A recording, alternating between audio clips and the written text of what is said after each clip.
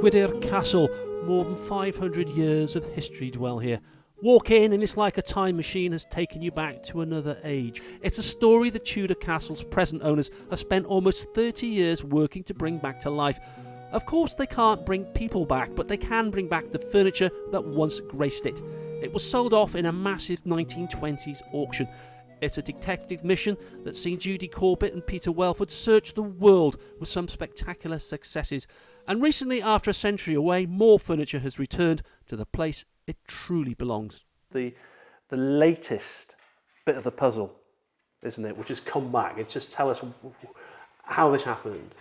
We were contacted out of the blue and by a curator of the Schroeder collection, and she said that they'd got 12 amazing chairs, and it seemed that they were originally from Gwydr, and so they'd been sold in the sale of 1921, and she asked us whether we could confirm this, and of course we had the sale catalogue from 1921, and sure enough there they are, shown in that depicted in that sale catalogue. So amazingly the Schroeder collection agreed to gift the chairs, donate the chairs back to Gwydr. So it's a wonderful story and a great story of philanthropy, I think, really. The 12 walnut chairs, carved for the Wynne family of Gwydr in the 17th century, now sit in the dining room, which itself was brought back to Gwydr in 1996 after being found by the couple in a warehouse belonging to the New York Metropolitan Museum of Art. They've also found a 430-year-old dining table and a 400-year-old chest of drawers, but their mission is not complete. There's one piece that we are desperately searching for, and that's the oak parlour, which is another panelled room, and again it was bought by William Randolph Hearst, aka Citizen Kane, and he took it over to America, and he did in fact assemble it in his apartment. We have photographs of it in New York in 1939. After that point we lose track of it, and we've spent 25 years searching for it, so if anybody out there has seen our room, please get in touch. This is a worldwide appeal because you have no idea where it is. We have no idea where it is. So this incredible furniture detective story goes on. And if you want to soak up the atmosphere of this historic building yourself, Gwydr opens to the public in April. Ian Lang, ITV News in the Conwy Valley. The latest bit of the puzzle, isn't it, which has come back. It just tell us how this happened. We were contacted out of the blue and by a curator of the Schroeder collection, and she said that they'd got 12 amazing chairs, and it seemed that they were originally from Gwydr, and so they'd been sold in the sale of 1921, and she asked us whether we could confirm this, and of course we had the sale catalogue from 1921, and sure enough there they are, shown in that depicted in that sale catalogue. So amazingly the Schroeder collection agreed to gift the chairs, donate the chairs back to Gwydr. So it's a wonderful story and a great story of philanthropy, I think, really. But your story, the story of this house, is about you and Peter searching the world for that furniture to bring it back, the house back to what it was before the sale. That's right. When we bought the house in '94, it was very derelict, so we've been busy, restoring the house first of all and putting the roofs back on and just making it wind and watertight. And then once we'd completed that, we then saw the sale catalogue and could see that this amazing collection had been sold from the house in 1921. So that was the point at which we started tracing the furniture and panelling from the house to try and to give the house some of its dignity back. I think that's what this has been about. Just take us through what you found then from the beginning, the bits you found. Yeah. This is all about what you found, isn't it? Yeah, so this room that we're standing in, this panelling, the fireplace, the window shutters, the door case, this came back from America. It was sold. It was bought by William Randolph Hearst in 1921, and he took it to California. But we found it in the Metropolitan Museum in New York, and were able to buy it back from them. It's a wonderful 17th century room, so that's been a real adventure, and took a great deal of detective work to get that back. And then, of course, the chairs, and over here you can see a chest, the famous Wynne chest, covered in the heraldry of the Wynne family. So these pieces are really significant to Wales, and important not only to Gwydr but to Wales also. So yeah, they're all really important pieces. How far do you still have to go? Because you're building the house back to what it was bit by bit. Now, how much more is there to get, and what are the prospects of this? Well, it would be...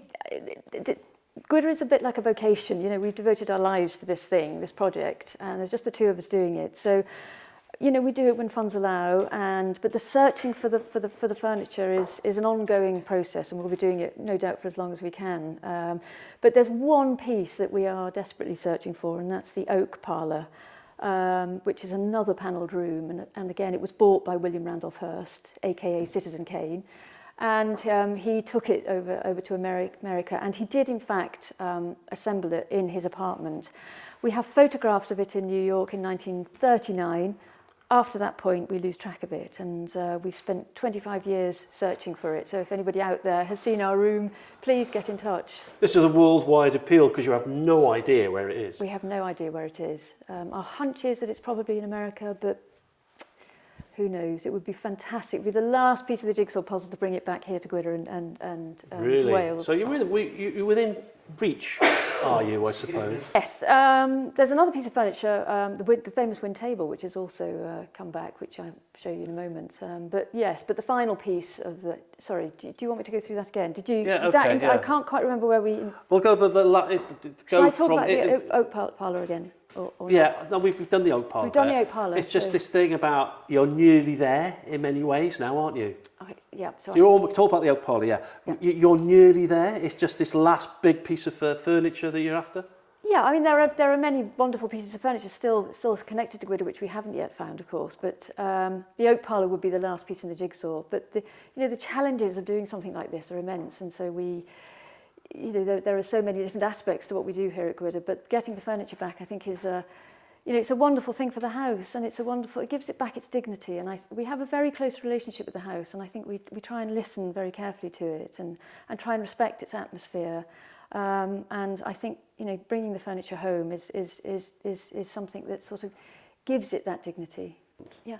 Well, Gwydir is one of the most important historic buildings in Wales. It has a very ancient history, a very ancient lineage, connected to the Wynn family, of course. They were a very powerful family in the Tudor period, Tudor and Stuart period, and there's been building on the site here for hundreds and hundreds of years. So and the heraldry of the family is all over the house. So it's a hugely important and significant building in terms of Welsh history. And it's important because I think I've done these stories before. An awful lot of Welsh historic houses have been lost. They've just disappeared, burnt down, changed. And this is one of the few that is as it was. That's why it's so precious.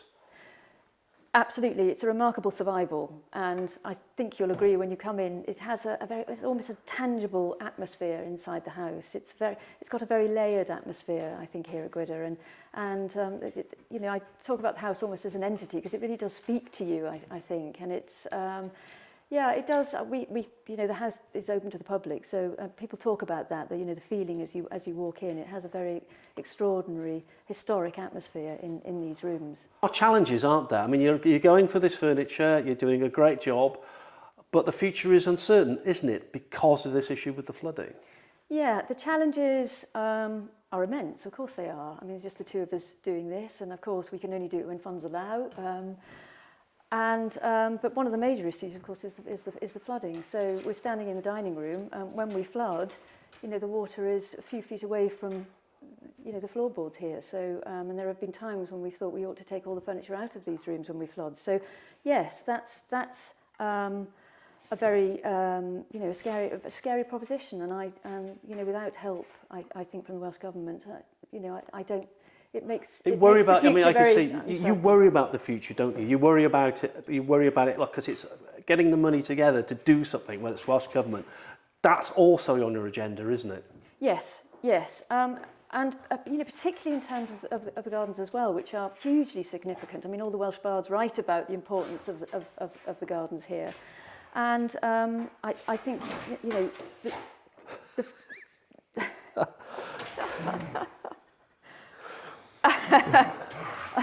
You'll have a little play. You're hearing of a wrestling match. Yeah. Are they wrecking this? Are they? That's right. That'll carry on regardless.